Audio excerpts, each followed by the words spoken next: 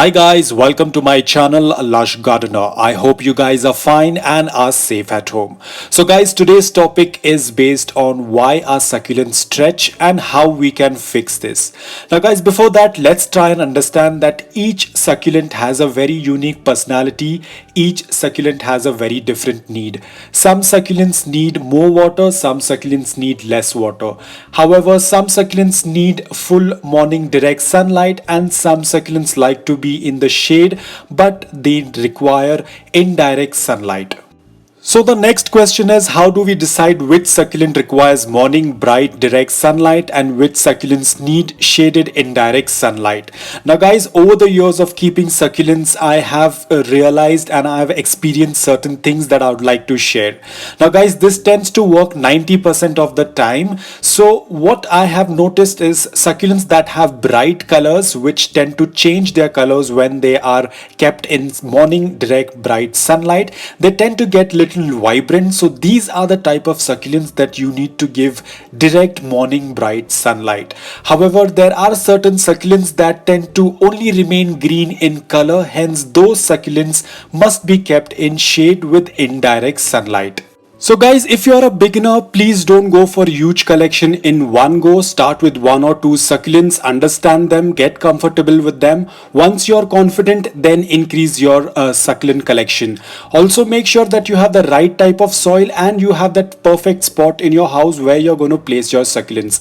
Another important thing guys, you need to have a lot of patience while dealing with succulents because these changes won't happen within a week or within a month. It might take a couple of months. Now guys, here's a perfect example of a green echeveria succulent. This picture was taken on the 30th of April 2020. You can see that this succulent is not doing quite well because I assume that this succulent might change its color and hence it was placed in full morning direct sunlight. But over the time I realized that the succulent was not doing well. You can see that the new leaves were deformed and overall look of the succulent was not very pleasing and healthy. Hence I went ahead and made few adjustments to this succulent. So now here is the succulent on your right hand side. You can see the changes, and on my left hand side I have my echeveria bluebird which require full sunlight. Now this succulent that needed shade, I placed a green net over it and you can see that there has been a good amount of change. This is the succulent in the present time. You can see that the new leaves look quite healthy. The overall look looks very healthy and you can see there is a slight glossiness on the leaves which indicates it's healthy. However, this succulent pot has been placed in such a way wherein my succulents that need full direct sunlight receives full direct sunlight, and the succulent that does not receive or does not like full sunlight gets the shade with indirect sunlight. Now guys, this is how you have to make sure that you need to understand what is the requirement of your succulent, whether it needs full sunlight or it requires shaded with indirect sunlight. So now that we have spoken about green succulents and that they need shaded area with indirect bright sunlight, now let's talk about those succulents that are brighter in color and have that vibrant color. Do they actually need that morning direct sunlight or can they do well in shaded indirect sunlight? We will also take a look whether if it is going to affect the growth of the succulent or if it's going to affect the color of the succulent.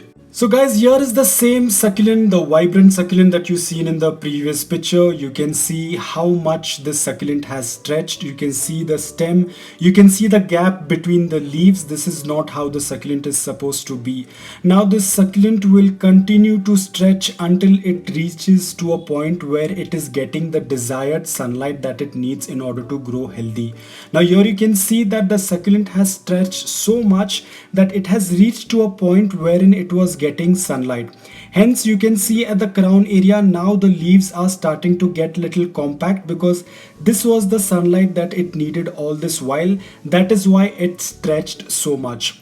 Now guys, remember this succulent will keep stretching until it receives that desired amount of sunlight. Now during this time what's going to happen is the succulent stem is going to stretch so much that at one point it will no longer be able to hold the weight of the crown area, due to which it will start turning downwards.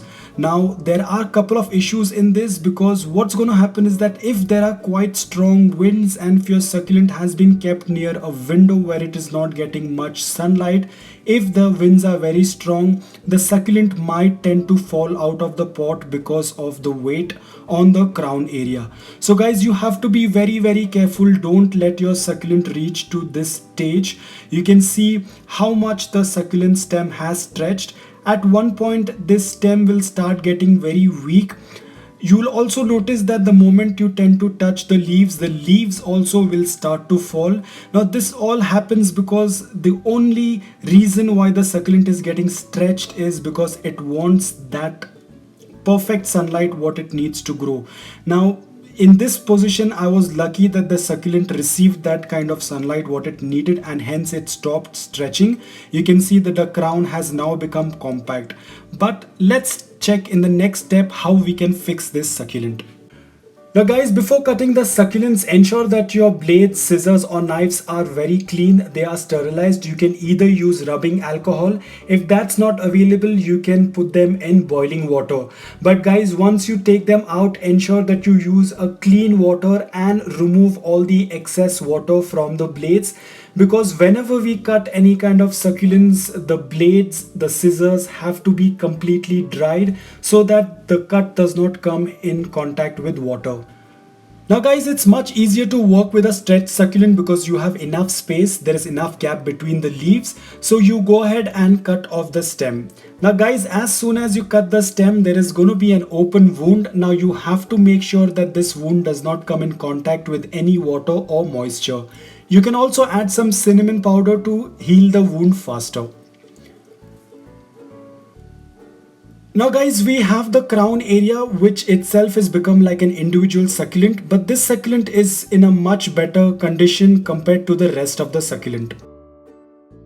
So guys, off late it has been raining a lot in my city, and as I said that the cut part has to be kept dried and should not come in contact with water, hence I have to place this succulent in a shaded area. Now guys, this is couple of weeks later. The succulent was doing quite well, but it has been raining continuously in my city, due to which I had to place this succulent downstairs.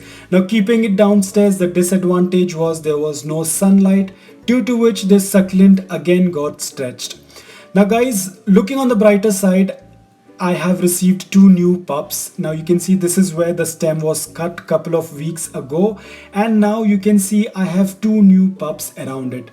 So this is the best part about succulent guys, you keep cutting them and they will keep producing new pups. Now what I'm going to do next is I will be going ahead and cutting these pups as well, and then I'll place them in a better place.